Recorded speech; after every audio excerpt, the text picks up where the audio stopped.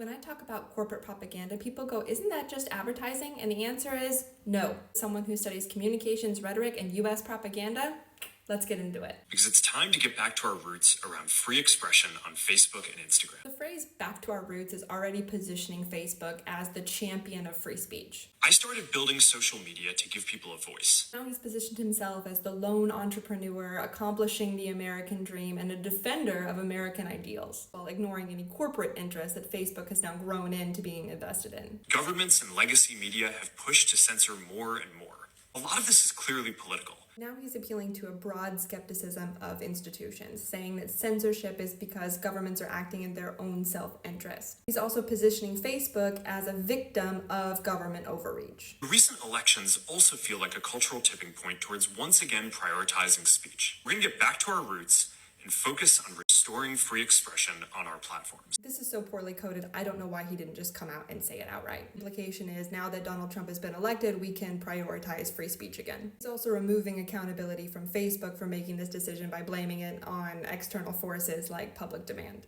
We're going to get rid of fact checkers and replace them with community notes similar to X, starting in the US. PR 101 is do not mention another company unless you absolutely have to. Usually that happens in an apology situation, but now he's explicitly calling out X because he wants the audience of X and maybe the owners of X to know that he's implementing what they already are using, what they like, what they prefer, what's going on their platform, calling in that audience. After Trump first got elected in 2016, the legacy media wrote nonstop about how misinformation was a threat to democracy. He calls out Trump again, making this even more partisan, aligning himself with conservatives who feel like they were unfairly targeted on their social media posts. And it's sowing more distrust in legacy media or traditional news outlets, calling you to not trust them, but maybe you can trust us because we're going to implement less measures. We tried in good faith to address those concerns without becoming the arbiters of truth. And he does this all while saying we don't want to be the arbiters of truth while aligning himself specifically with one side.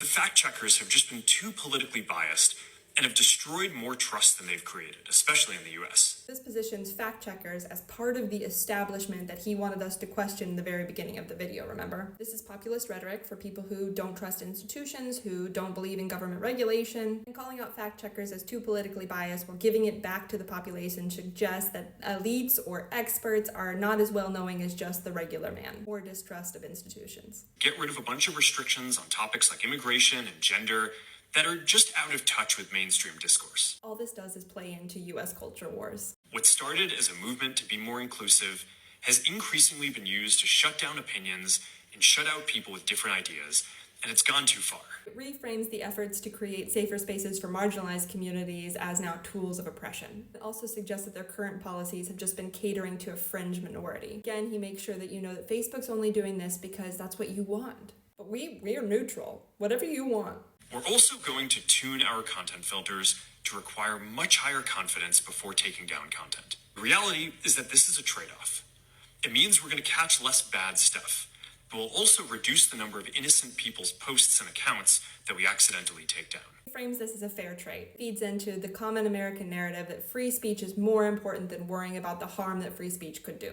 Which, okay, fine, if that was truly a trade-off, but this is not harm versus free speech. This is just a tactic of framing, because the actual content moderation policies just provided more context. So this is, for using his words, more bad stuff, less context. People could still say what they wanted to say, they just had links to the articles. For a while, the community asked to see less politics because it was making people stressed, so we stopped recommending these posts. By claiming stress as the reason for removing political content from the algorithms, we can easily dismiss any argument that it shouldn't be there in the first place. It was just stress. It feels like we're in a new era now, so we're going to start phasing this back into Facebook, Instagram, and Threads while working to keep the communities friendly and positive. He also then frames it as something external. This is what you want. We're in a new era, instead of saying that it's because of corporate profits or engagement metrics or anything else that might actually have to do with Facebook. And then he says, we'll work to keep it positive and friendly, which seems to speak to the stress argument, but actually speaks to the original reason why political content wasn't pushed in the algorithms,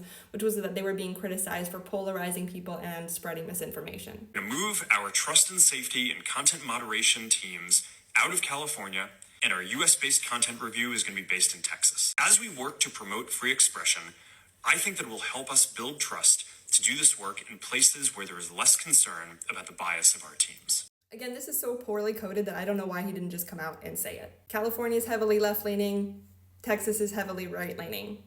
We're not going to be in California with those elitists, we're going to be in Texas where people have real American values. The US has the strongest constitutional protections for free expression in the world. This is just blatant American exceptionalism. We have more free speech than any other country in the world, even though all of the metrics that across the world demonstrate that we do not. Europe has an ever-increasing number of laws institutionalizing censorship and making it difficult to build anything innovative there. And then he calls back again to the American dream. View me as the entrepreneur who's accomplished it. You can't do that in Europe. You can't do that in other countries, only here in America. China has censored our apps from even working in the country. We're talking about censoring whole apps in this country right now, today. The only way that we can push back on this global trend is with the support of the US government. And it also further positions Facebook and free speech and America all together so that you see them as one thing working together for free speech. And that's why it's been so difficult over the past 4 years when even the US government has pushed for censorship. But he's saying, just as a reminder, we only align ourselves with government when it encourages free speech. These last 4 years, not free speech. Not free speech last 4 years. Biden, no. Now, yes, then we can align ourselves with government. Then it makes sense. So don't think of us as always being aligned with the government. Those are bad institutions. Overall, he completely sidesteps any corporate interests. He's able to walk away from that, able to blame all of these decisions on American culture, and justify all of these decisions by appealing to traditional American values. Corporate propaganda.